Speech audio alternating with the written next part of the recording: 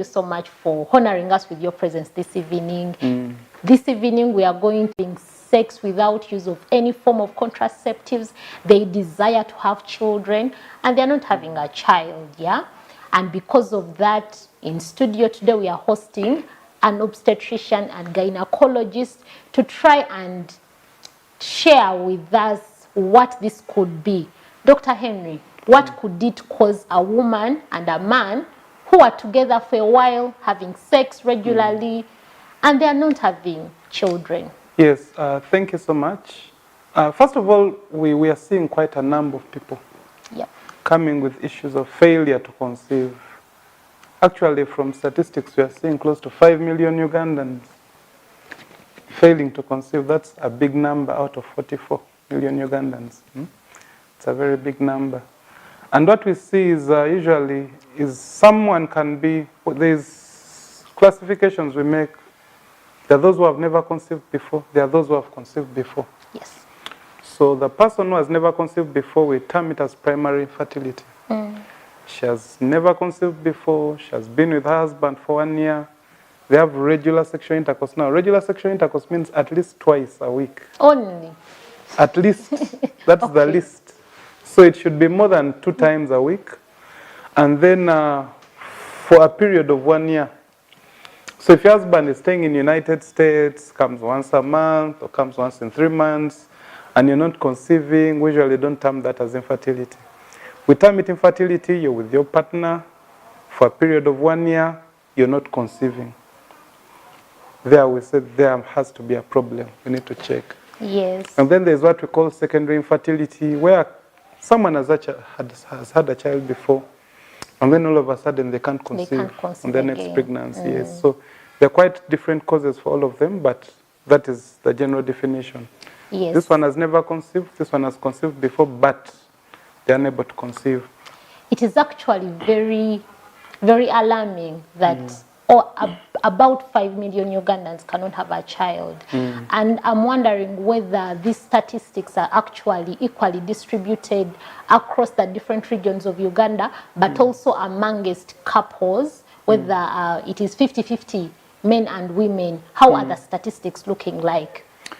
Infertility is a bit of a private, let's say, should I call it struggle? Yeah.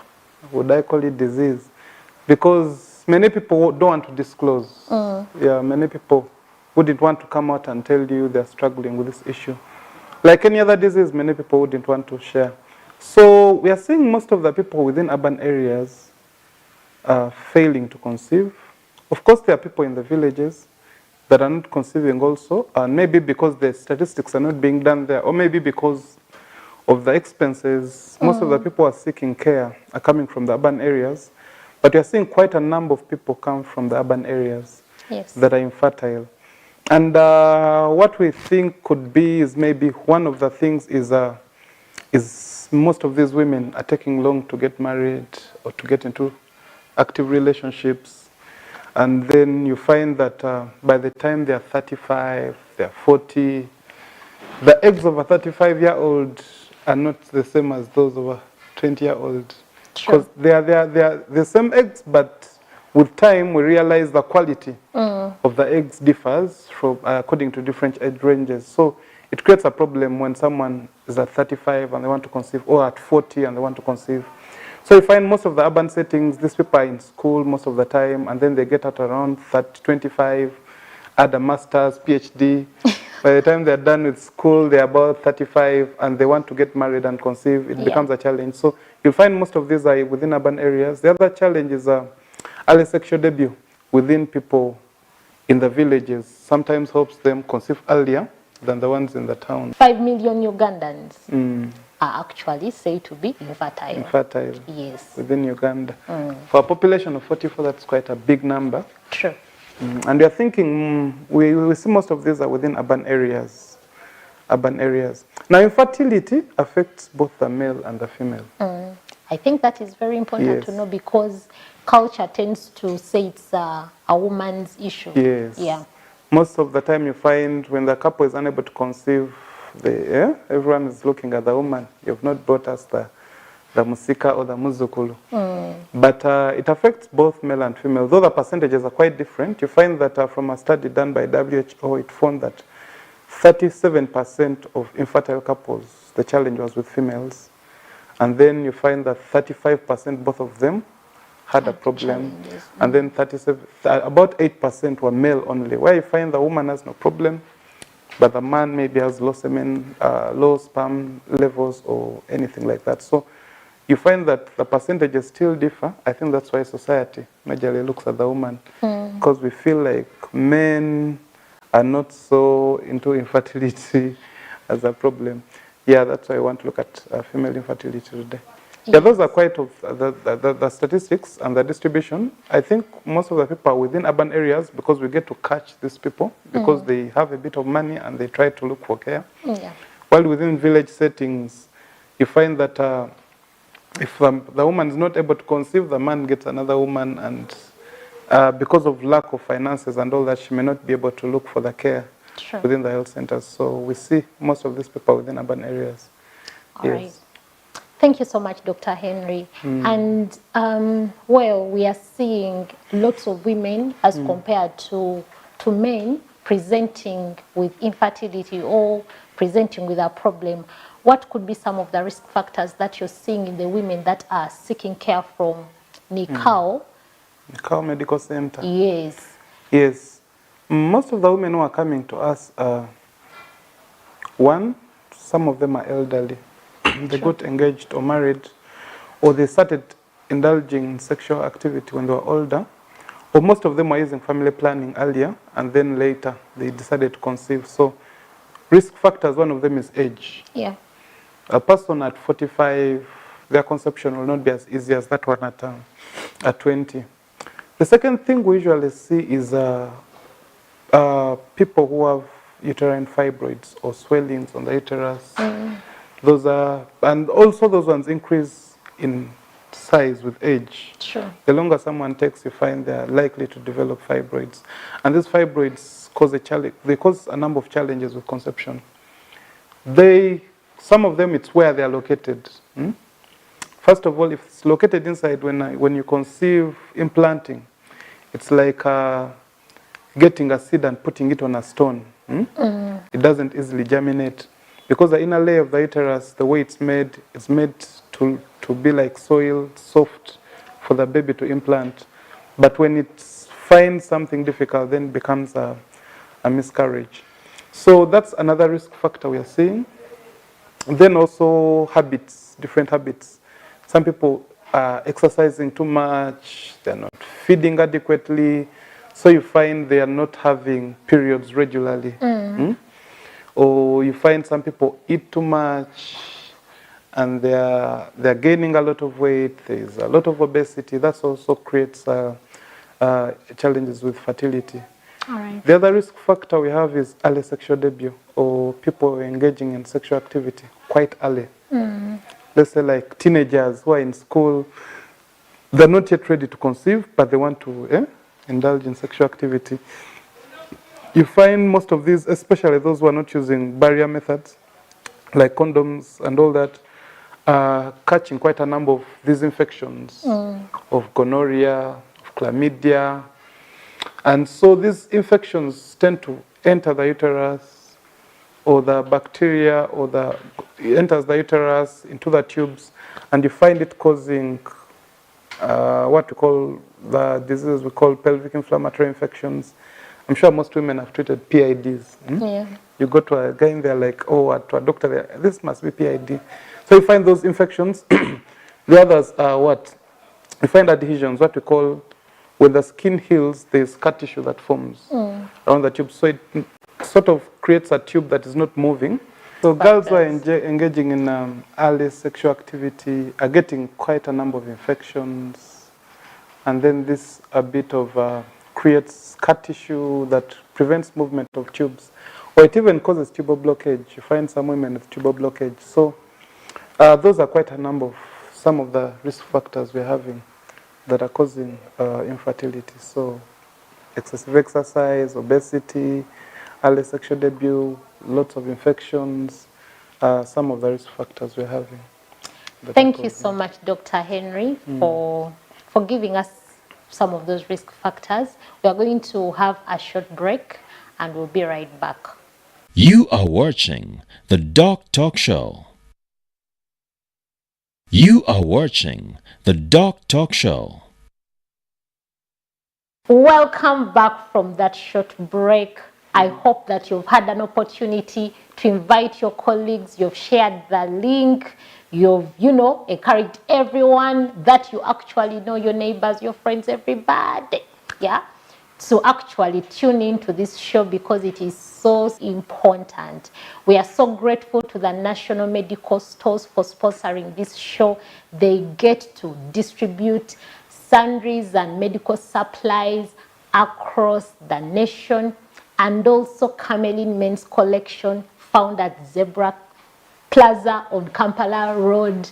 Before we took a break, we had a wonderful discussion about female infertility. It was shocking to actually learn that 5% of Ugandans are considered to be infertile, but also that 37% it is usually the woman who has an issue. We've tried to look at the different risk factors like age, weight, exercise habits of the person, but also the sexual habits and when actually different people start having sex and things like that, and how they actually get to result into infertility. Dr. Henry, what are the causes of infertility, especially in a woman? In a woman, so usually, like we said, infertility is two-way. It can be the man, the woman. But today we are focusing on female infertility. Yeah.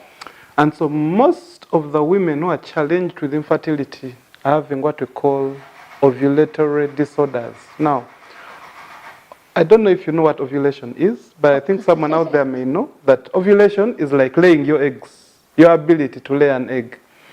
Like a hen, the beauty about humanity is our eggs are laid inside and they're fertilized inside.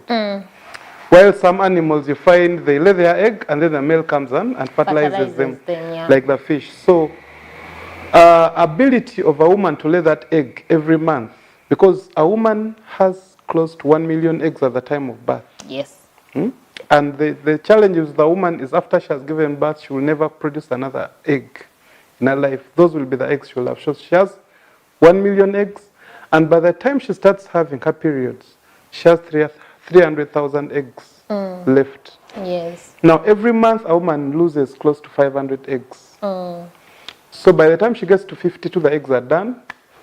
That's why we call menopause. So every month, a woman has that ability to release close to 500 eggs. But of these 500, there are about 400, 500. Of these 500, one is selected and is laid. And the egg that is laid is what is fertilized by the sperm. So now the challenge we have, some of these women are unable to lay that one egg. Yeah. So you find the eggs develop, then they don't lay it.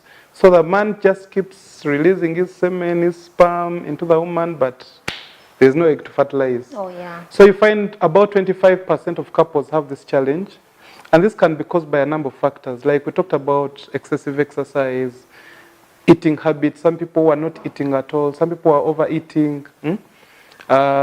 Change of environments.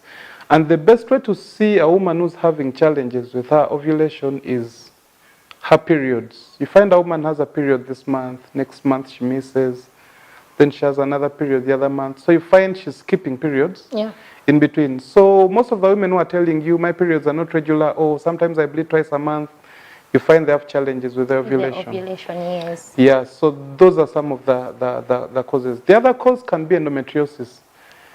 Many women don't know they have endometriosis, but it happens. Endometriosis is, the uterus has 3 layers. It has the inner layer, middle layer, and outer layer. Now the inner layer is where the baby is implanted, where the baby grows. Now, sometimes you find the inner layer of the uterus outside the uterus. Yes. You find it on the intestines, you find it on the liver. Some people have even never seen someone who has the inner layer of the uterus on the umbilical cord. When she goes into her periods every month, the umbilical cord bleeds. Also bleeds, yes. So it's a bit of a funny disease, but it happens. And some of the people you can tell because they have severe pain during their periods. Some of them are even unable to go to work, unable to go to To school. do activities of daily living. So it's like they have to be admitted and given IV medication during their periods. Mm. Some of those usually have what we call endometriosis. Now that accounts for about 15% of failure to conceive. How does it? Because every time the woman is in her periods, there are some chemicals that are released within the body that are responsive to this endometriosis or these endometriomas that come into blood, and they can prevent ovulation, or they can even prevent the, the egg from implanting. Yes, the other challenge we see, the other cause are what we call pelvic adhesions. Now, like we talked about the risk factors, people have chronic pelvic inflammatory infections, or PID, the infections that women usually treat. You go to the hospital, you have this abdominal pain, or and a bad discharge. Yeah, and a discharge, you have this foul-smelling discharge all the time, and then you're having these treatments all the time. You find that inside, when the tube is getting healed, it forms scar tissue, and gets attached to neighboring organs. And for any woman who's pregnant, who's going to conceive, the tube has to have that freedom to move. To be able to move. And be able to pick the egg and then be able to bring it closer to the sperm. So that accounts for about 12% of women. Then we have what we call tuber blockage, where someone's tube is blocked. Now, some of the bacteria that causes this is called chlamydia. It's sexually transmitted. So many women who are engaging in early sexual activity or multiple sexual partners, they are not having protection. They end up getting this chlamydia, and it affects the tubes, and the tubes get blocked. And once the tubes get blocked, that creates a challenge of the egg meeting the sperm. And once the two can't meet, then you can't have a pregnancy. Yes. The other challenge we have is just uterine abnormalities. We talked about uterine fibroids, the what we call polyps. They're just swellings that happen inside the uterus. There is also abnormalities that happen. There's a very neat woman, you see her, she comes to you, she has the breast, she has her genitals, but she doesn't have a uterus inside. And then you're like, you get. So when you do a scan, she has no uterus. Could have been removed, or it could have failed to develop from childhood. So you find she doesn't have a uterus, but she has her eggs, and she doesn't have a uterus. And then you find another one has a uterus, but it's torn into parts. It grew up into different uteruses.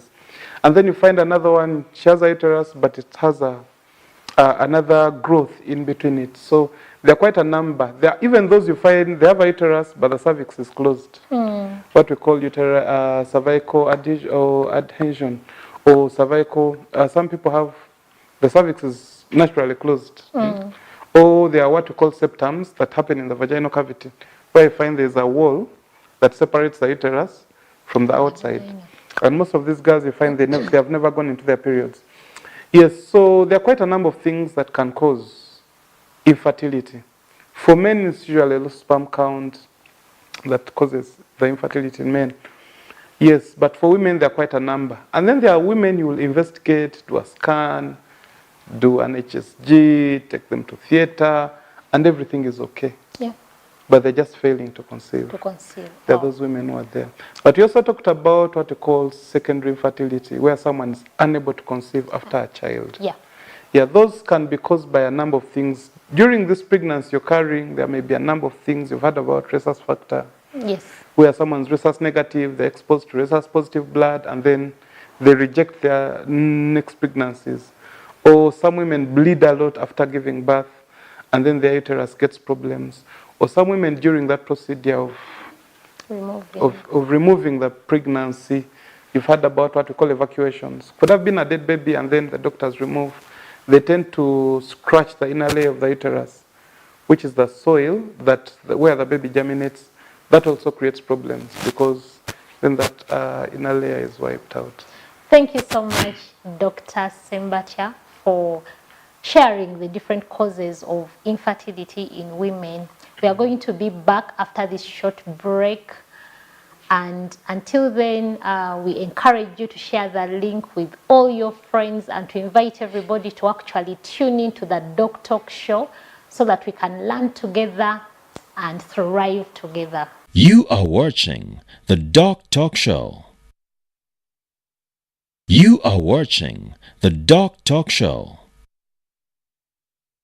Thank you so much for keeping here on the Doctalk show. We've had an amazing discussion about the causes of infertility, especially in the woman. However, we've learned and heard in the community that the reasons to why some women are not conceiving is because they have had an abortion or they had their uteri removed. Dr. Sembatia, is this correct? Can we attribute previous abortions to infertility in a woman? Not all women who have miscarriages or abortions become infertile. The women who have removed even 10 pregnancies, but they still conceive. Yeah. However, abortions can be a cause of infertility in a number of ways. One of the ways we talked about was the procedure that is done. Yeah. If that procedure causes excessive bleeding, if that procedure leads into infections, if that procedure is done by Excessive what we call excessive curettage, someone scratches the inner wall of the uterus completely, it's like removing all the soil and then leaving a rock behind, where the baby that has been conceived cannot implant. So all that can cause infertility if it happened before. So all that is important in the history of a woman. But not that all the people that have had miscarriages are going to become infertile. Sometimes it can be due to just the procedure. Yes. Thank you so much, Dr. Henry, for answering that for our viewers. And I'm picturing what I'm already imagining the kind of history I would have to take from a woman or a friend who may be having challenges conceiving. And I think one of the things I would have to ask them is if they have had a previous abortion and what procedure was actually done and whether they had excessive bleeding and things like that. So for a person who has ovulatory disorders, we already said that they would either have abnormal and irregular menses and periods and things like that. I'm wondering, when they come in, what kind of tests are you able to do? How are you able to check to confirm that this person has a disorder that is causing infertility, so that we are able to target treatment specific for that disorder so that they can actually conceive? Because by the time a woman actually comes in to seek help, they desire to conceive. They desire to conceive. Now, most of the women, when they come, we would love them to come with their partners. Yeah. Because infertility is a disease that requires a lot of support from all sides. And you may find the male is not okay and the woman is okay. And that they may actually fall into the 35% yes, they may who fall have into the 35% who are both having challenges. So that can happen. Yeah. So now, when a woman comes in, you're going to take history. How are you? How have you been? Have you been on any treatment? Are you, do you have using pills? Yes, are you using pills? Because you find some people, they're on family planning and they're not conceiving. And they want to conceive. And then you also ask them, are they on any treatment? Because there's some medication, like especially cancer medication. It can prevent a woman from conceiving within that time because of the strength of the medication she's taking. Also, there are diseases that you would want to know if she's treating, and then how are her periods.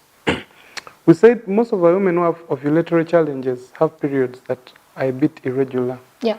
Their periods come, then they skip, then they come, then they skip. You find that this time when they've laid the egg, the period comes. Then when they don't lay the egg, the period doesn't.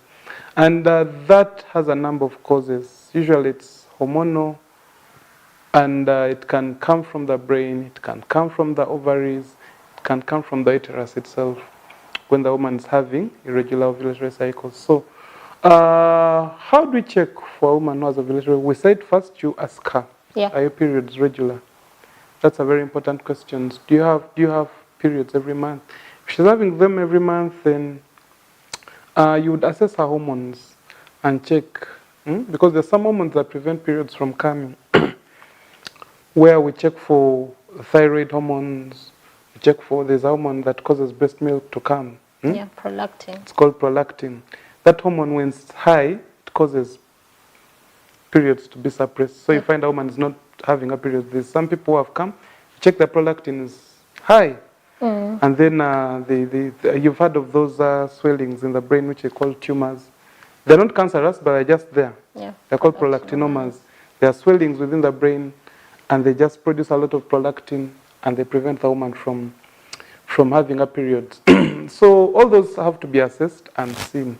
You do another thing you do is after doing hormone assay, you do a vaginal ultrasound scan. For someone sexually active, for someone who's not like a girl who's a teenager, you didn't want to do a transvaginal ultrasound scan. Yes, but for someone who is not a virgin, you can do a transvaginal ultrasound scan where you start a probe. By the time someone comes in with infertility, they have been having sex. So yes, so those ones you could do a transvaginal ultrasound scan, and it helps you look at the ovaries because there is a disease we call polycystic ovarian syndrome. Yeah. And you can literally see the ovaries, you can see multiple cysts around the ovaries, and that can create the hormones are stable, but the woman just has irregular periods, or the woman is just not conceiving. Yes, so that can help with ovulatory challenges if you think a woman is having ovulatory disorders. Thank you so much for the investigation. Yes. It is important that actually if you've been having challenges, having a child, that you actually go in with your partner to be assessed for things like that. And one of the things that Dr. Sembati has told us that they will do is to actually speak to you, and there are actually tests available that can be done to be able to assess some of these causes. Dr. Henry, for a patient who has, for a woman who comes in and they have the endometriosis where we have the inner lining of their uterus in different parts, in abnormal sites, how can we check for that so that we actually get to know? Now, for that, usually, like we talked about, endometriosis may present in different severity or how severe it is. Yeah, how bad? Yes, so how bad it is.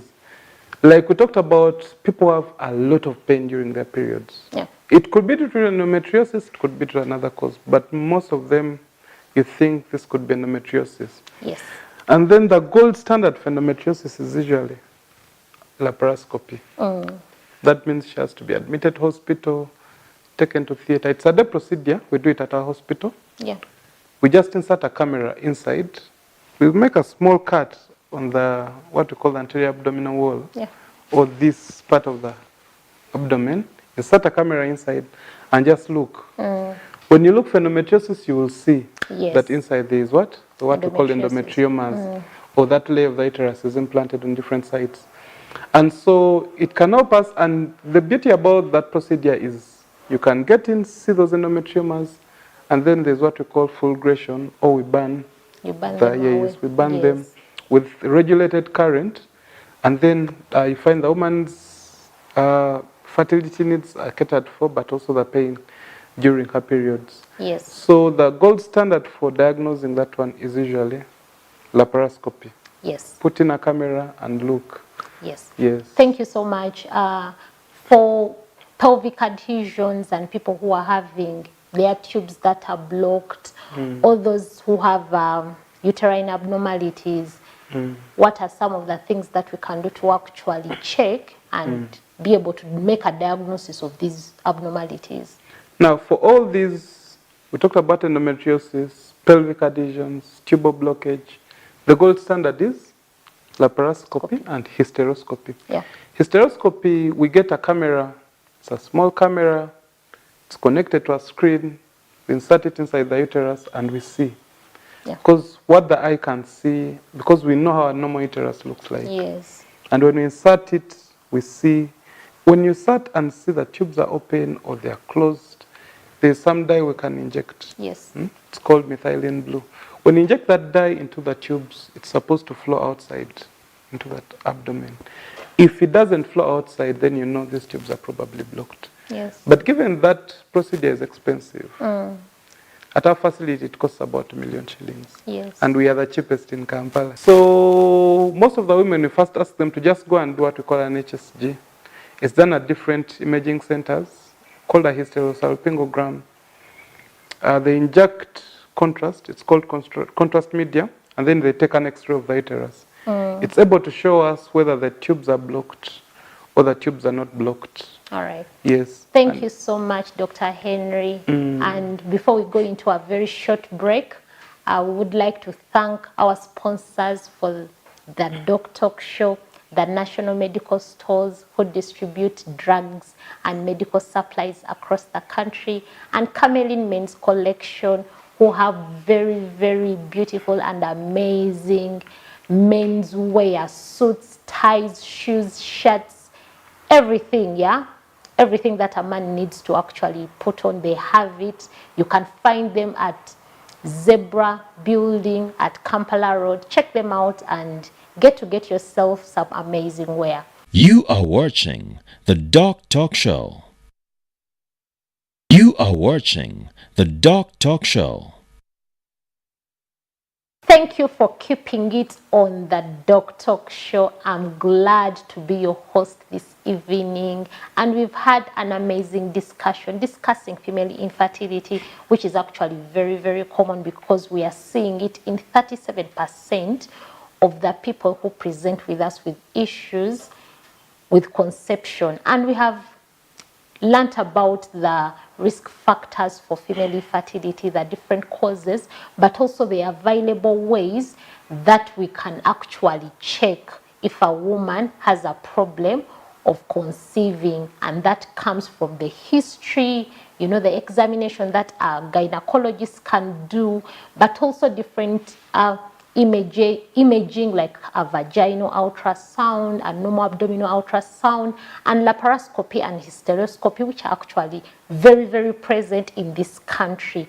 And Dr. Sembatia, before we broke off in our last segment, we were still discussing the different ways in which we can actually check for the different causes of infertility, and we covered about laparoscopy and hysteroscopy.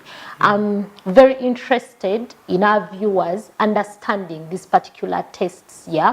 Why are you choosing to use a camera? Why don't you just open up the person and you know, get to see and look? Yeah. Why is it superior?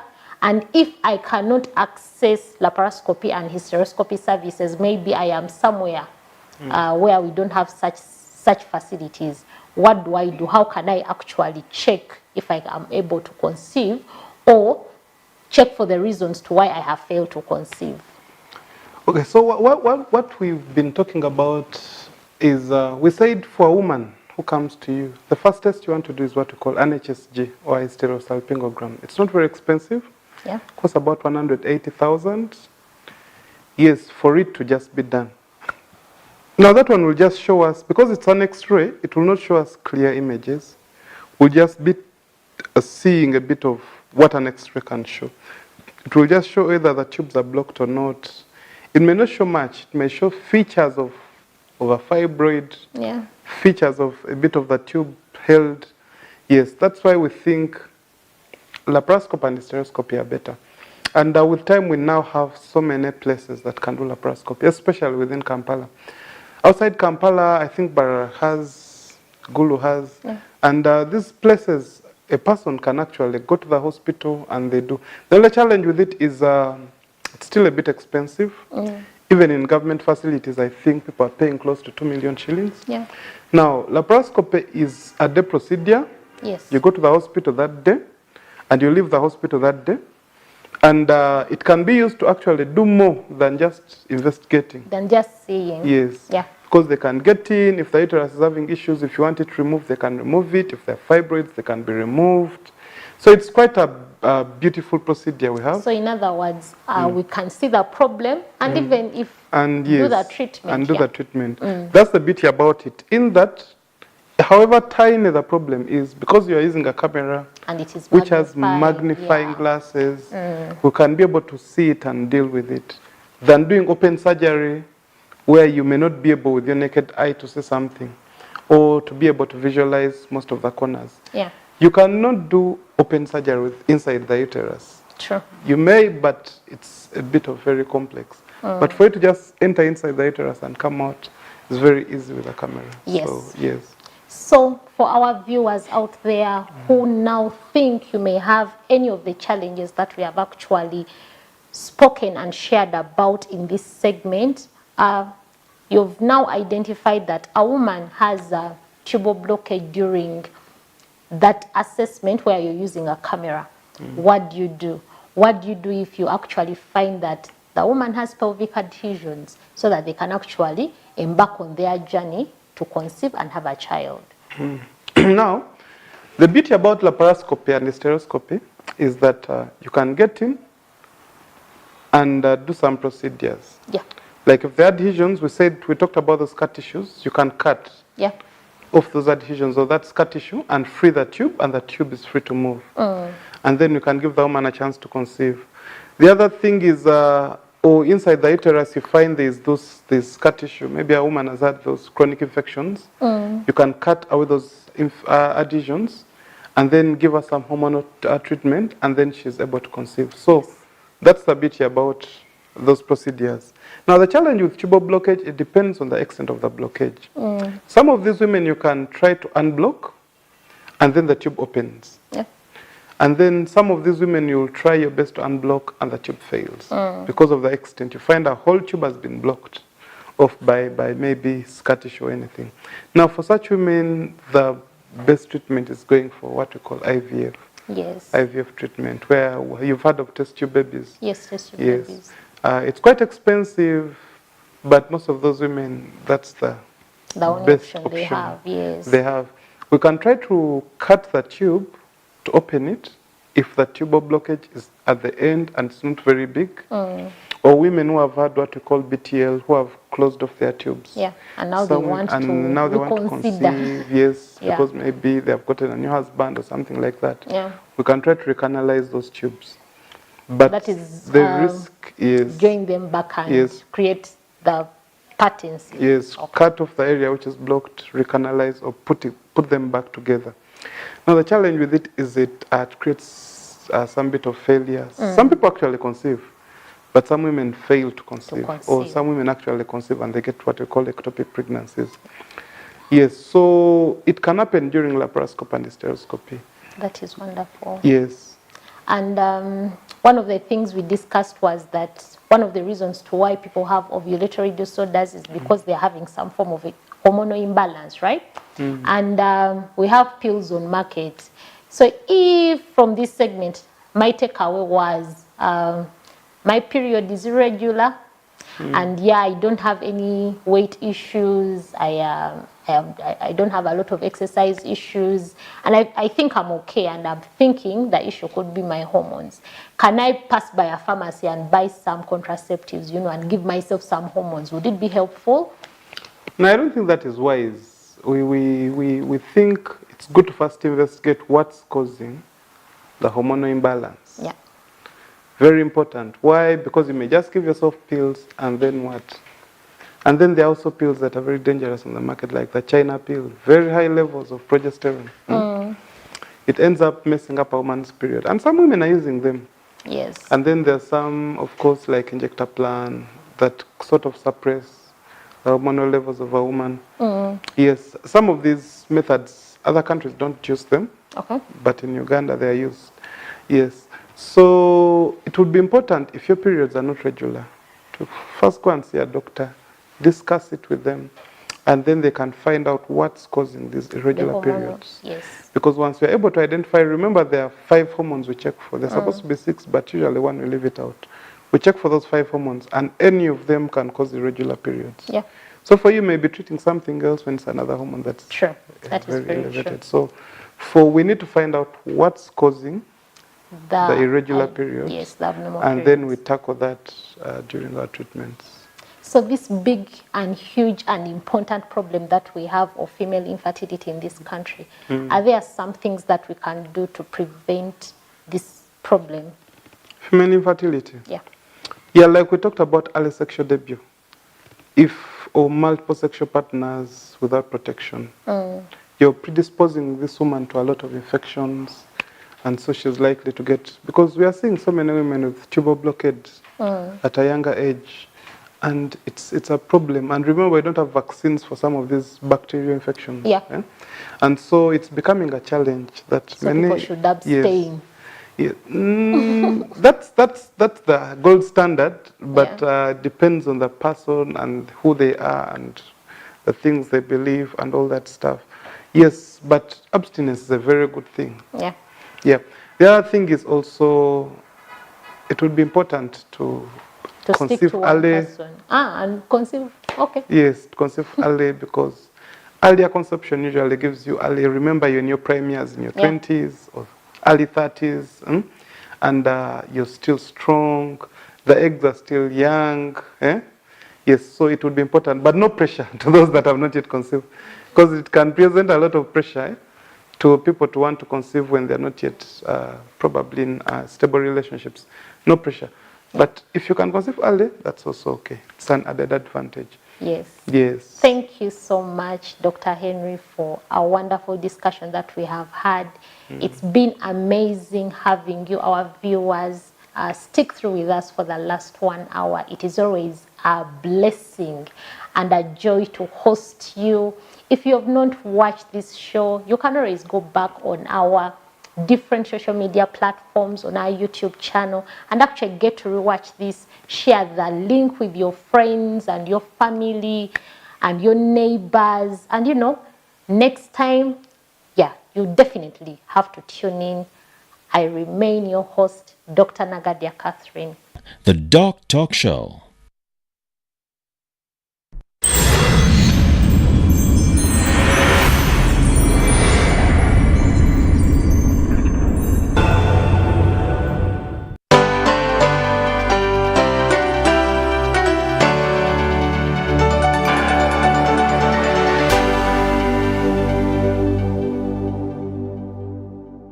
Pick of the day on UBC.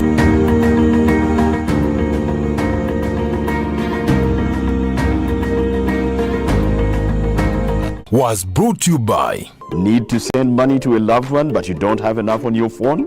Get away with MTN Momo Advance. Momo Advance tops up your Momo to complete your transactions. Dial *165*5*3# to apply. MTN Momo Advance is always available when you need it. Keeps on doing. He keeps When on anointing meets expectations, miracles are physical evidence of God's power. Join Pastor Sandra Bengana of the Road to Redemption Ministries every Sunday on UBC TV from 9:30 a.m. to 10:30 a.m. and live on Magic 100 FM from 11 a.m. to 12 noon. For counseling, you can contact our offices on +256 759 621 314. To be part of our services, we are located in Kampala City Center next to Monitor Publications, with 2 services happening every Monday. Command the Week service starting at 6 p.m. to 9 p.m. and on Friday our main service starting at 6 p.m. to 10 p.m. You can follow and stream live on our social media platforms, Facebook, Instagram, and on YouTube. The Road to Redemption Ministries. Yes, you can warrior. oh yeah.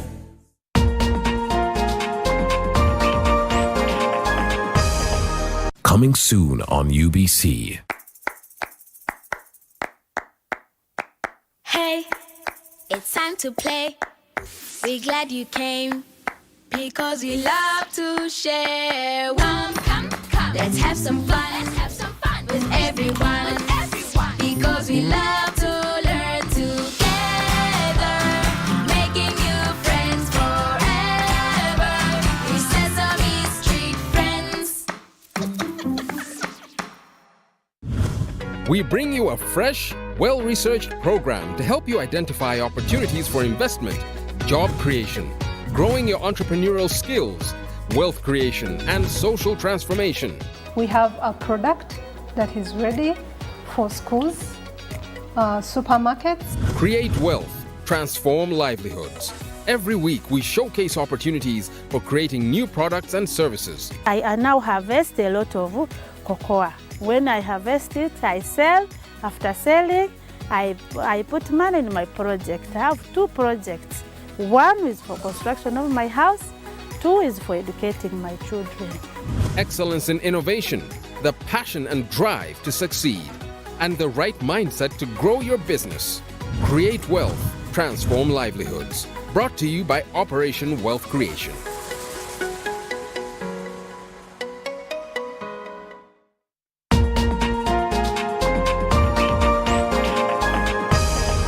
This weekend on UBC. I'm telling you, chilling is now taking this show on another note. Call it a higher note. This time we bring the cream de la cream. Now, some of these people you've heard, others you've not heard. But listen, the beauty of chilling is to get that raw talent, is to get the young people with a passion that you can just smell. When I look in this young man's eyes, I see the desire in him. I see the anger to wanting to change the industry. And Alexon is not stopping at anything. Nothing is holding him back. When I look at out of 10, what my mind is filled with out of 10, it's acting. I'm telling you the truth. Yes, I do other things, photography and all that, but when I wake up, I'm dreaming acting. When I go to bed, I'm thinking acting. My passion grew so much to a point that I believe I can be a great actor. Artistry 360. I've seen this on Instagram. Yes. First time you sent me a clip, or I saw a clip on your status, I was so flabbergasted. I was like, come on, we need to have like 100 of these. I think this is the time to build the Artistry 360. To build something that will give opportunity to people that want to start acting. There's a lot about acting that I've got from artistry, a lot about the camera, working with the camera, talking to, audience with cameras included. So what has the artistry done? It has changed my life. It woke up a dream that I thought I would never achieve.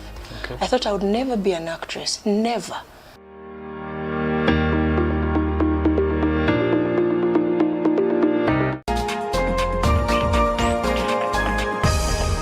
This weekend on UBC.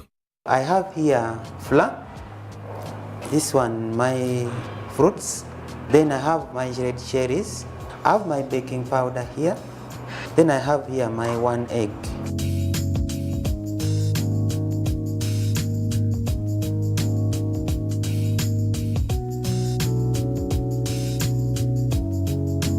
Ladies and gentlemen, a very simple item here called the fruit scone. Sometimes I love this. We do them for bites. You can do them for tea, coffee, because it's a sweet item. We use them for breakfast, mostly breakfast. The chef is tempting me. I'm fasting.